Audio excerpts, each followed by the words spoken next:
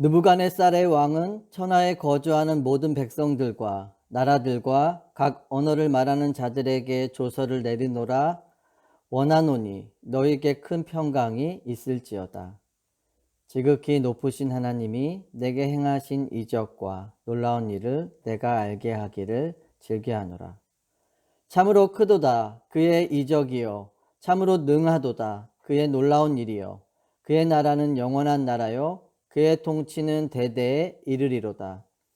나 느부갓네살이 내 집에 편히 있으며 내 궁에서 평강할 때 한 꿈을 꾸고 그로 말미암아 두려워하였으니 곧 내 침상에서 생각하는 것과 머릿속으로 받은 환상으로 말미암아 번민하였었노라. 이러므로 내가 명령을 내려 바벨론의 모든 지혜자들을 내 앞으로 불러다가 그 꿈의 해석을 내게 알게 하라 하였더라. 그때 박수와 술객과 갈대아 술사와 점쟁이가 들어왔으므로 내가 그 꿈을 그들에게 말하였으나 그들이 그 해석을 내게 알려주지 못하였느니라. 그 후에 다니엘이 내 앞에 들어왔으니 그는 내 신의 이름을 따라 벨드사살이라 이름한 자요 그의 안에는 거룩한 신들의 영이 있는 자라. 내가 그에게 꿈을 말하여 이르되 박수장 벨드사살아 내 안에는 거룩한 신들의 영이 있은즉 어떤 은밀한 것이라도 내게는 어려울 것이 없는 줄을 내가 아노니 내 꿈에 본 환상의 해석을 내게 말하라. 내가 침상에서 나의 머릿속으로 받은 환상이 이러하니라. 내가 본즉 땅의 중앙에 한 나무가 있는 것을 보았는데 높이가 높더니 그 나무가 자라서 견고하여지고 그 높이는 하늘에 닿았으니 그 모양이 땅끝에서도 보이겠고 그 잎사귀는 아름답고 그 열매는 많아서 만민의 먹을 것이 될 만하고 들짐승이 그 그늘에 있으며 공중에 나는 새는 그 가지에 깃들이고 육체를 가진 모든 것이 거기에서 먹을 것을 얻더라. 내가 침상에서 머릿속으로 받은 환상 가운데 또 본즉 한 순찰자 한 거룩한 자가 하늘에서 내려왔는데 그가 소리질러 이처럼 이르기를 그 나무를 베고 그 가지를 자르고 그 잎사귀를 떨고 그 열매를 해치고 짐승들을 그 아래에서 떠나게 하고 새들을 그 가지에서 쫓아내라. 그러나 그 뿌리의 그루터기를 땅에 남겨두고 새와 노줄로 동이고 그것을 들풀 가운데 두어라. 그것이 하늘 이슬에 젖고 땅의 풀 가운데에서 짐승과 더불어 제 몫을 얻으리라. 또 그 마음은 번민하여 사람의 마음 같지 아니하고 짐승의 마음을 받아 7대를 지내리라. 이는 순찰자의 명령대로요 거룩한 자들의 말대로이니 지극히 높으신 이가 사람의 나라를 다스리시며 자기의 뜻대로 그것을 누구에게든지 주시며 또 지극히 천한 자를 그 위에 세우시는 줄을 사람들이 알게 하려 함이라 하였느니라. 나 느부갓네살 왕이 이 꿈을 꾸었나니 너 벨드사살아 그 해석을 밝히 말하라. 내 나라 모든 지혜자가 능히 내게 그 해석을 알게 하지 못하였으나 오직 너는 능히 하리니 이는 거룩한 신들의 영이 내 안에 있음이라. 아멘. 당시에 다니엘서를 읽고 있는 사람들은 바벨론에서 포로 생활을 하고 있던 유대인들이었습니다. 그들은 현재 처하고 있는 자신들의 현실을 받아들이는 것이 쉽지 않았죠. 예루살렘 멸망은 이방신에게 하나님이 패한 것처럼 느껴졌기 때문입니다. 하나님의 백성이 이방인의 노예로 전락해 있었기에 나는 너희의 하나님이 되고 너는 나의 백성이 되리라는 약속이 더 서운하게 다가왔습니다. 깊은 상처와 절망을 느끼며 포로로 끌려와 고난 속에 살아가고 있었던 것이죠. 이러한 유대인들을 향해 성경 저자는 느부갓네살의 경험을 통해 2가지의 깨달음을 주고 있습니다.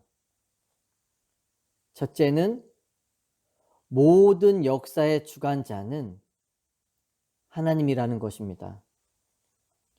우리가 2절에서 3절을 보면 느부갓네살이 백성들에게 조서를 내립니다. 조서의 내용을 보면 자신의 제국 위에 세계 역사를 주장하는 영원한 하나님의 나라가 있음을 깨달은 것 같은 고백입니다. 그러나 실상은 그가 하나님께 마음을 온전히 돌이킨 것은 아니죠. 당시 중근동 지역의 문제인 여러 신들 중에 내가 믿고 의지할 또 하나의 신이 생긴 겁니다. 하나님이 꿈을 통해 메시지를 주셨지만 그 꿈을 받고 완전히 돌이키지는 않았습니다. 그리고 자신의 제국은 영원하다는 메시지를 담아 신상을 세우고 하나님의 자리에 자신이 앉게 됩니다. 자, 그러자 꿈을 통해 하나님의 메시지가 느부갓네살에게 또다시 전달됩니다. 4절과 5절을 보시면 느부갓네살이 지상 최고의 권력자가 되었을 때 그에게 무슨 일이 일어나나요? 평강을 누리고 편안한 쉼이 찾아온 것이 아니라 이상한 꿈으로 인해 번민하게 되었다라고 말합니다. 여러분, 느부갓네살이 침상으로 그의 생각을 가지고 왔다는 것은 무엇을 보여주고 있을까요? 주변의 모든 세계를 제패했지만 그는 여전히 불안하고 두려웠던 것입니다. 자, 그렇다면 그는 세계를 제패했음에도 왜 여전히 두려움에 사로잡혀 있었을까요? 오직 나 자신만을 믿고 있기 때문입니다.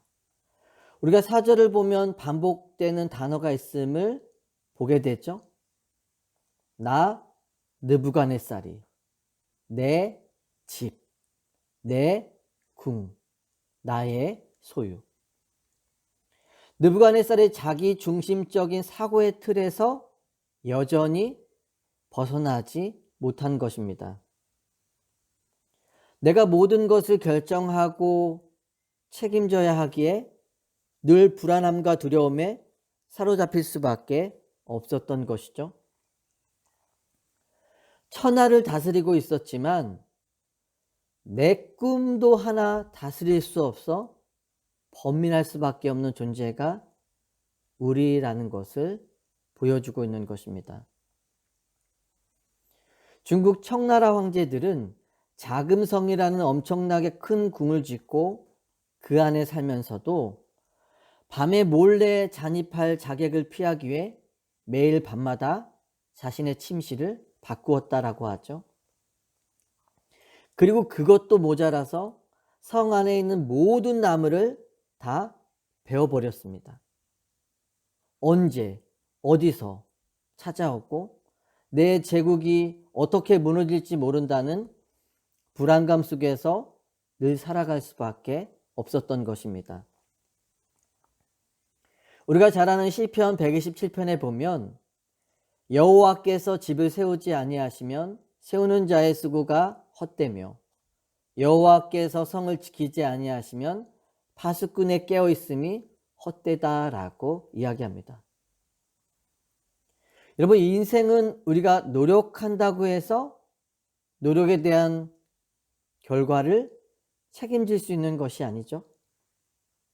사실 내가 책임져야 한다는 것에서부터 우리의 두려움과 불안함이 시작되는 겁니다. 물론 우리가 주어진 삶의 자리에서 늘 최선을 다해야 하지만 결과는 나에게 있는 것이 아니라 하나님께 맡기는 거죠. 결과가 하나님께 있음을 받아들일 줄 알아야 하는 겁니다. 우리의 인생에 집을 세워주시는 분이 하나님이심을 인정하며 사는 것이죠. 그것이 믿음을 가진 자의 삶이며 믿음을 따라 살아가는 삶의 방식인 것입니다. 느부갓네살은 자신의 꿈을 해석하기 위해 네 부류의 자문관을 부르게 됩니다. 그가 바벨론 왕국의 안전에 대해서 얼마나 확신을 갖지 못했는가를 보여주는 역설적 증거가 되기도 하죠. 그런데 우리가 이 장면을 보면서 왜 지난번 기억이 있었을 텐데 다니엘을 바로 부르지 않고 자신들의 측근을 불렀을까요? 그는 여전히 내가 믿고 의지하는 것을 가지고 내 문제를 해결해 보고자 한 것입니다. 그러나 결과는 답이 없죠. 내가 그렇게도 믿고 의지했던 것들이 두려움과 위기의 순간에 정작 아무런 소용이 없음을 또다시 깨닫게 되는 것입니다. 자, 자신의 제국이 영원할 것을 소망했던 느부갓네살에게 누가 찾아오나요? 거룩한 한 순찰자가 찾아옵니다. 이 순찰자는 장차 오실 예수 그리스도입니다. 자, 순찰자가 찾아오자 그리고 그에게 어떤 명령이 주어지나요? 큰 나무의 그루터기만 남겨두고 모든 것은 다 제하여 버리라고 말합니다. 거대한 나무가 하늘을 뚫을 것처럼 절대적이고 강력할 것만 같았죠. 많은 것들이 거기에 기대어 살아왔습니다. 그런데 순찰자의 등장으로 인해 한순간 아무것도 아닌 존재가 되어버린 것입니다. 절대 왕자에서 들풀 가운데 방치되어 야생 짐승처럼 들풀을 뜯어먹고 사는 존재로 전락해버린 것입니다. 이 세상에 영원한 제국이 있을 수 없다는 것을 보여주고 있는 것입니다. 하나님이 허락하시고 주셨기에 우리가 받아 누릴 수 있는 것이죠. 오직 예수 그리스도가 통치하시는 나라만이 이 땅 가운데 유일한 나라이며 영원한 나라가 될 것임을 다시금 깨닫게 해줍니다. 이것이 끝을 알 수 없는 고난 속에서 살아가는 유대인들에게 소망의 메시지가 되었을 것입니다. 자, 둘째는 하나님은 은혜를 베풀어 주시는 분이라는 것이죠. 순찰자는 다 잘라내지만 그루터기만은 남겨두라고 말합니다. 모든 것들이 배임을 당했지만 땅속에 있는 생명력은 남겨지게 된 것이죠. 여러분, 그루터기를 남겨두었다는 것은 하나님의 완전한 심판인가요? 아니면 다시 회복될 수 있는 가능성을 준 것인가요? 하나님께 징계는 받았지만 완전한 심판이 임한 것이 아님을 보게 됩니다. 느부갓네살은 하나님의 분명한 메시지를 받고 하나님의 살아계심을 경험했죠. 하지만 여전히 제약된 삶의 자리로 돌아갔습니다. 그럼에도 하나님은 그를 완전히 없애지 않으시고 돌아올 수 있는 은혜를 베풀어 주셨죠. 이후의 말씀을 보면 오늘 본문의 예언처럼 느부갓네살은 들짐승처럼 7년을 살게 됩니다. 그리고 7년 후에 그의 자리가 다시 회복이 됩니다. 느부갓네살이 하나님 앞에 완전히 돌이켰기 때문이 아니죠. 하나님의 약속과 은혜가 부족한 그의 삶에 임했기 때문입니다. 느부갓네살을 향한 하나님의 은혜는 유대인들에게 큰 위로가 되었을 것입니다.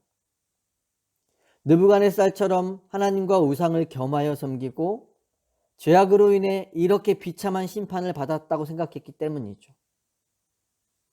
하나님께 버림을 받아 이방의 노예로 살아간다고 생각했는데 하나님의 은혜가 임하면 척박한 땅에도 다시 회복될 것에 대한 소망의 불씨를 가지게 된 것입니다.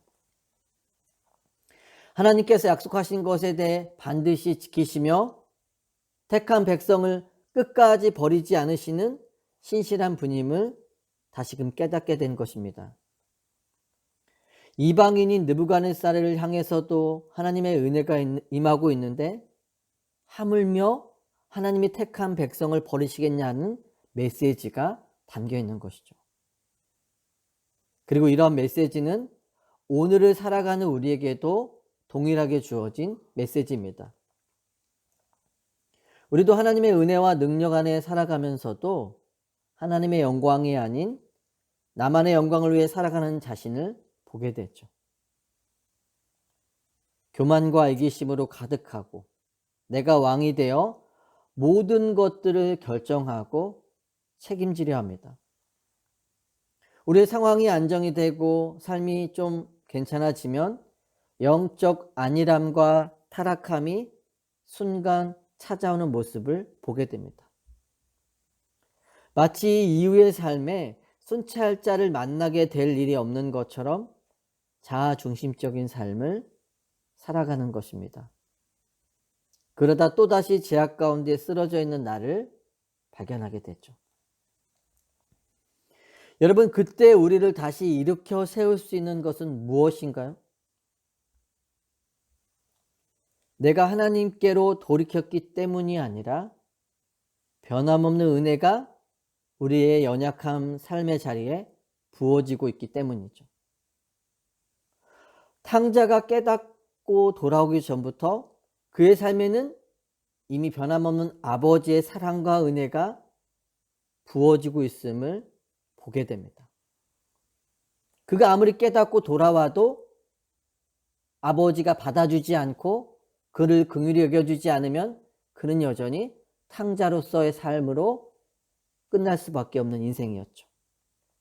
하지만 변함없는 은혜가 그가 돌이키기도 전부터 주어지고 있었던 것입니다. 우리가 삶의 어느 자리에 있든지 날마다 그 은혜의 그늘 아래 거하며 그 은혜를 따라 나아갈 수 있는, 인도하심 가운데 살아갈 수 있는 그 귀한 축복된 삶의 자리가 있기를 예수 그리스도의 이름으로 축원합니다.